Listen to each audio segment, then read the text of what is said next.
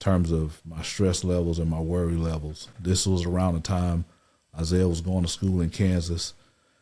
Oldest son, 7 hours away from home, anxiety, all that. I know the things that he deals with, and I know, how much I care about him, and I'm thinking about all the ifs, ands, and buts. My first kid in college so far away or whatever, and so I was not sleeping well, heavy anxiety, all that stuff.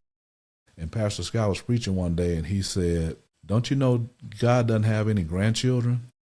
All he has is children. He doesn't need to go through you to have a relationship with your children. Like, just like you're God's son, your son is God's son. It's not a grand relationship. It's a direct relationship." And he talked through it, and man, that helped me so much, because of what it made me realize was there's nothing more that I can do for my son than what God can do for him. God knit him in his mother's womb. God has a plan for him. God is the one that made him fearfully and wonderfully. Like, every good thing that's said in the book is what God said about him, before I even knew or understood who he or she would be, any of my kids. So whether he's 11 hours away or we're standing shoulder to shoulder, the reality is there's no more that I can do for him than what God can. Why would I think I would want something better, I would do more or whatever than his actual father?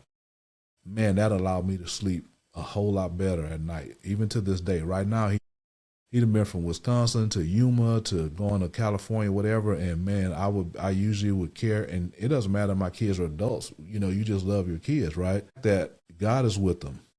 It doesn't matter whether I'm with him or not, or whether I'm sitting up late worrying. All I'm doing is not exercising my faith, because right. I'm acting like he's not in his father's hands, and he is. So God don't have no grandchildren. All he got is children. Man, when he said that, I went, and ever since then, I guarantee you, I've told at least 70 people that, and it was to most of them, it was really significant, because we all love our children, we all worry about them, in our own way. Right. But just to have a thought that God blessed me and allowed me to steward over this child, but he's the ultimate father.